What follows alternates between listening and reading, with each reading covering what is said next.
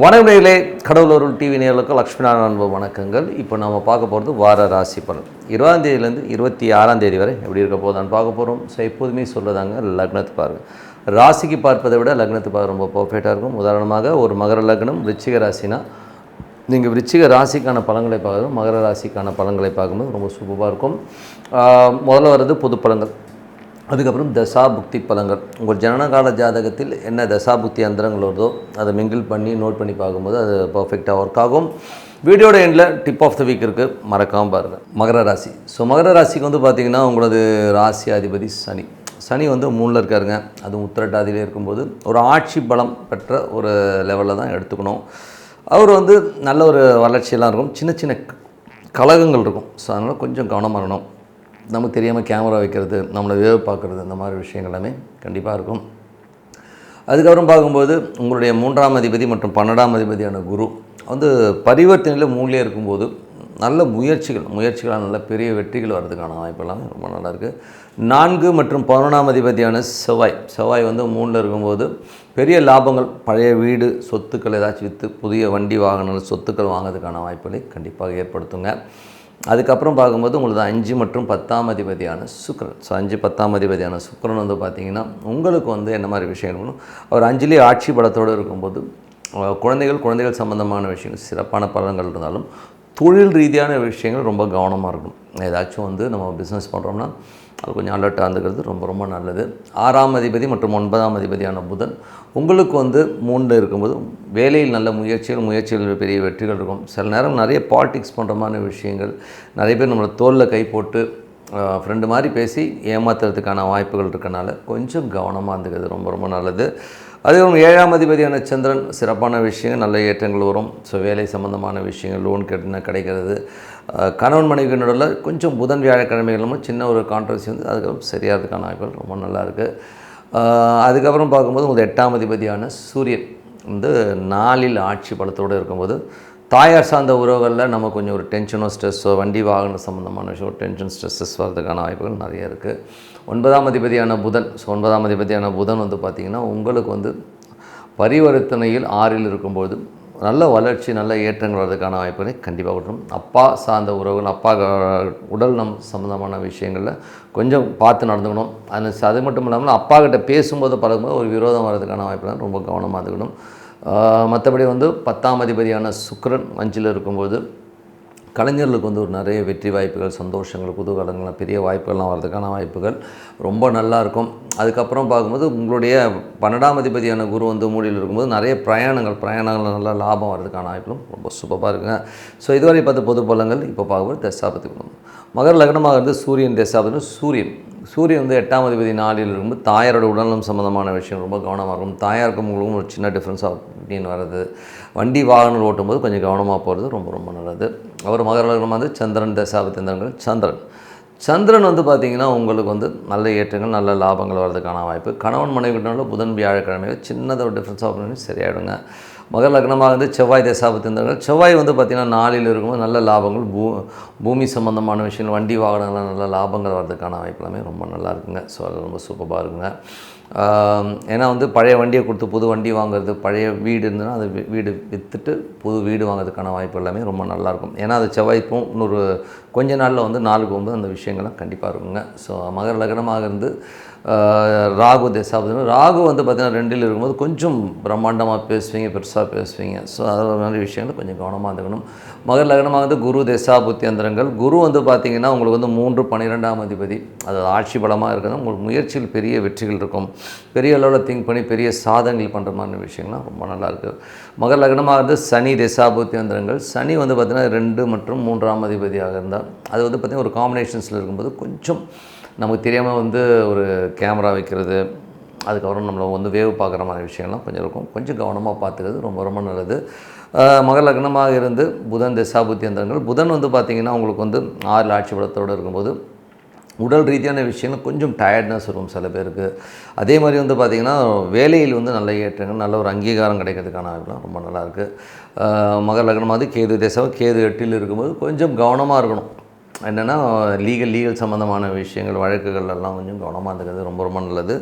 அதுக்கப்புறம் வந்து மகர லக்னமாக வந்து சுக்கிர தசாபுத்தி அந்தரங்கள். சுக்கிரன் வந்து குழந்தைகள் விஷயங்கள், கலைஞர்களுக்கெல்லாம் வந்து பெரிய வாய்ப்புகள் இருக்கும். அதே நேரம் தொழில் ரீதியான விஷயங்கள் ரொம்ப ரொம்ப கவனமாக இருந்துக்கிறது ரொம்ப ரொம்ப நல்லதுங்க. மற்றபடி என்னை பொறுத்த ஒரு நல்ல ஒரு பிரார்த்தனை, மனசார இறைவனை பிரார்த்தனை பண்ணும்போது கண்டிப்பாக அடுத்த லெவல் போகிறதுக்கான ரொம்ப சிறப்பாக இருக்குது. Tip of the week. So tip of the வீக்கில் வந்து தமிழ் புத்தாண்டு எப்படி இருக்கும் அப்படிங்கிறத பற்றி தான் பேச போகிறோம். ஸோ தமிழ் புத்தாண்டு வாழ்த்துக்கள் எல்லாருக்கும். கொஞ்சம் லேட்டாக சொன்னாலும் தமிழ் புத்தாண்டு வாழ்த்துக்கள். ஸோ இப்போ வந்து பார்த்திங்கன்னா இதில் வந்து மேஜராக ராஜா அப்படின்னு சொல்லுவோம். பஞ்சாங்கத்தில் பார்த்திங்கன்னா ராஜாங்கிற கிரகம் பார்த்திங்கன்னா இந்த வாட்டி வந்து வர்றது வந்து குரு பகவான் தான் வர்றார். ஸோ அது குரு பகவானில் உள்ள ஒரு நல்ல விஷயமே என்னென்னா அவர் உச்சமாகிறார். ஸோ உச்சமாகும்போது என்ன மாதிரி விஷயங்கள் இருக்கும் அப்படின்போது, குரு உச்சமாகும்போது அவர் வந்து கோல்டு சம்மந்தமான விஷயங்கள் வந்து நிறைய ஃப்ளக்சுவேஷன்ஸ் வரும். ஒரு கொஞ்சம் இறங்குற மாதிரி இருக்கும். அதுக்கப்புறம் இன்னும் ஒரு உச்சத்தை கண்டிப்பாக குருன்றது வந்து கண்டிப்பாக தொடும். அது மட்டும் இல்லாமல் குருவுடைய விஷயங்களில் வந்து பார்த்திங்கன்னா இன்னும் என்ன மாதிரி விஷயம், டெக்னாலஜி வைஸ் வந்து நிறைய முன்னேற்றங்கள் இருக்கும்.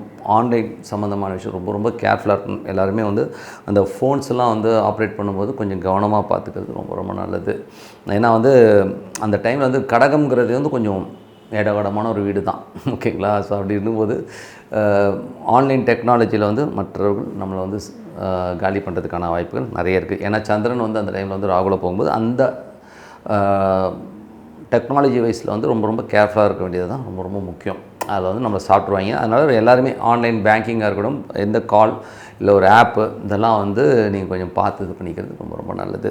அதுக்கப்புறம் என்ன மாதிரி விஷயங்கள் இருக்கும்போது, குருவை பொறுத்தவரை வந்து கடல் சார்ந்த விஷயங்கள். ஸோ இதனுடைய பார்வைகள் ரொம்ப மேஜரான விஷயங்களை பண்ணும். ஸோ மேஜரான விஷயங்கள் போது குருவின் பார்வை எங்கே போகும் அப்படின்னும்போது, உச்சமான குரு வந்து ஜூன் 6க்கு மேலே வந்து விருச்சிகத்தை பார்ப்பார். விருச்சிகத்தை பார்க்கும்போது சடன் வளர்ச்சி, அதாவது இதுவரை இருந்த ஒரு சூழ்நிலையிலேருந்து ஒரு ரொம்ப கீழ்த்தரமாக கீழே இருந்தவங்க வந்து டக்குன்னு மேலே வர்றதுக்கான வாய்ப்பு, ரொம்ப அடிமட்டத்தில் இருந்தாங்க ஒரு திடீர்னு ஒரு நல்ல வளர்ச்சி வர்றதுக்கான வாய்ப்புகள், ஒரு ரொம்ப டவுனாக இருந்த பகுதி திடீர்னு நல்ல ஒரு க்ரோத், புதிய திட்டங்கள் மூலியமாக ஒரு பெரிய க்ரோத் வர்றதுக்கான விஷயங்களாமே ரொம்ப சூப்பராக இருக்குங்க.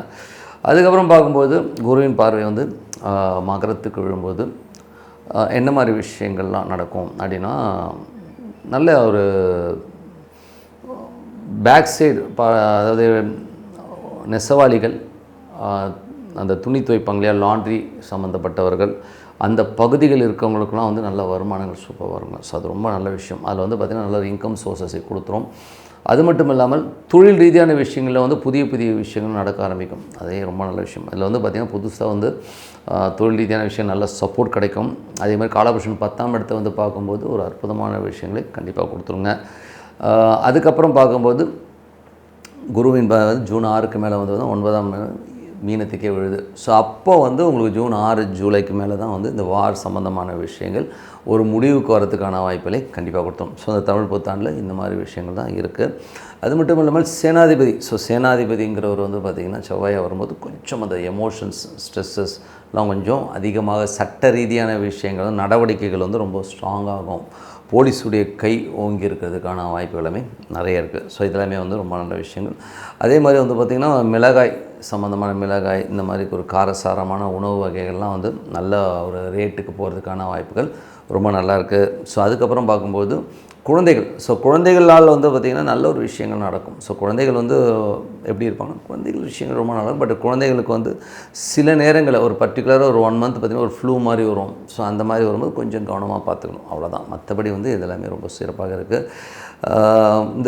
இந்த புத்தாண்டு எப்படி இருக்குன்னா, இந்த புத்தாண்டு வந்து கொஞ்சம் வந்து ஃப்ளக்சுவேஷன்ஸ் கொஞ்சம் அதிகமாக இருக்கிற புத்தாண்டு தான். எப்படின்னா வெளிநாட்டில் இருக்கவங்க அவங்களுக்குலாம் வந்து சின்ன சின்ன பாதிப்புகளே கண்டிப்பாக இருக்கும். ஏன்னா குரு வந்து சனியுடைய சாரத்தில் போகிற அந்த காலகட்டத்தில் அது 9ஆம் பார்வையாக குரு பார்த்தாலும் அவங்களுக்கு வந்து ஒரு சனி வந்து 8ஆம் அதிபதியின் போது ஒரு மன உளைச்சல் அதை கண்டிப்பாக கொடுத்துரும். பெரும் தலைவர்கள், பெரிய பெரிய தலைவர்களுக்கு ஏதாச்சும் ஒரு பங்கம் வர்றதுக்கான வாய்ப்புகள் இருக்குது. யாராவது பாப்புலாரிட்டியான ஒரு தலைவர்களுக்கு வந்து ஒரு சின்ன ஒரு விஷயங்கள்லாம் நடக்கிறதுக்கான வாய்ப்புலாம் நிறைய இருக்குது. ஸோ மற்றபடி என்னங்க, என்னை பொறுத்தவரை இதுக்கு பரிகாரம் அப்படின்னு சொல்ல போனோம்னா, என்னை பொறுத்த குருமார்கள்ன்றது வந்து யாரை சொல்லுவோம்னா, ஒரு சங்கராச்சாரியார், பாபாஜி, இந்த மாதிரி ஏதோ ஒரு உங்களுக்கு பிடிச்ச குருமார்கள், சித்தர்கள், இந்த வழிபாடு பண்ணும்போது நமக்கு ஒரு ரிலீஃப் கிடைக்கிறதுக்கான வாய்ப்புகளை கண்டிப்பாக கொடுத்துரும்.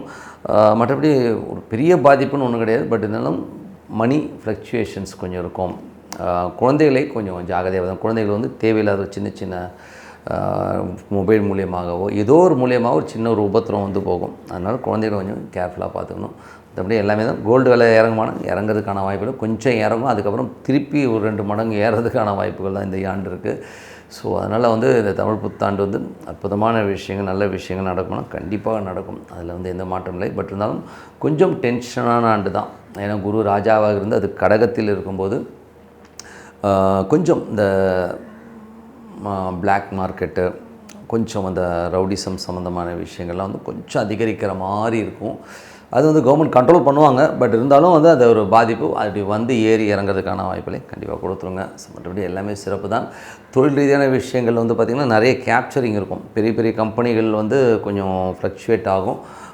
நிறைய கம்பெனிகள் வந்து வேறு கம்பெனி விற்றுட்டு போகிற சூழ்நிலையும் கண்டிப்பாக ஏற்படுங்க. ஸோ இதெல்லாமே இருக்குது. பட் நார்மல் பர்சனுக்கு எப்படி இருக்கும்? நார்மல் பர்சனுக்கு வந்து எந்த வித ப்ராப்ளமும் வராது. எப்படியாச்சும் வந்து ஏதாச்சும் ரூபத்தில் வந்து அவங்களுக்கு கிடைக்க வேண்டிய விஷயங்கள் கரெக்டான டைமுக்கு கிடச்சிரும். அதில் எந்த வித மாற்றம் இல்லை. பட் பெரிய ஆளுங்களுக்கு மட்டும்தான் வந்து கொஞ்சமான பெரிய பிஸ்னஸ் பண்ணுறவங்க, பெரிய லெவலில் திங்க் பண்ணி பெரிய லெவலில் வந்து நான் இன்வெஸ்ட் பண்ணியிருக்கேன்றவங்களும் கொஞ்சம் ஜாக்கிரதையாக இருக்க வேண்டிய ஒரு காலகட்டங்கள். ஏன்னா வந்து குருடைய விஷயங்கள் அந்த மாதிரி அது வெளிநாடு முதலீடெல்லாம் வந்து கொஞ்சம் இப்போ தவிர்த்துக்கிறது ரொம்ப ரொம்ப நல்லதுங்க. மற்றபடி எல்லாமே சிறப்பு தான். குரு பகவான் ஆட்சி பலத்தோட ராஜாவாக இருக்கும்போது நீங்கள் வணங்க வேண்டிய தெய்வம் காமாட்சி அம்மன் வணங்கலாம்.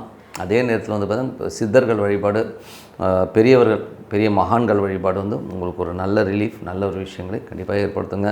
மற்றபடி என்னை பொறுத்தவரை நல்ல ஒரு பிரார்த்தனை, ஒரு சிறப்பான வழிபாடும் உங்கள் வாழ்க்கையை அடுத்த லெவலுக்கு கண்டிப்பாக கொண்டு போகும். உங்களது விடைபெறுவது உங்கள் லக்ஷ்மி நாராயணன். நன்றி. கடவுள் அருள் டிவியை பார்த்தமைக்க நன்றிகள். மேலும் இது போன்ற தகவல்களை தெரிந்து கொள்ள கடவுள் அருள் டிவியை சப்ஸ்கிரைப் செய்யுங்கள். மறக்காமல் பெல் ஐக்கானை கிளிக் செய்யுங்கள்.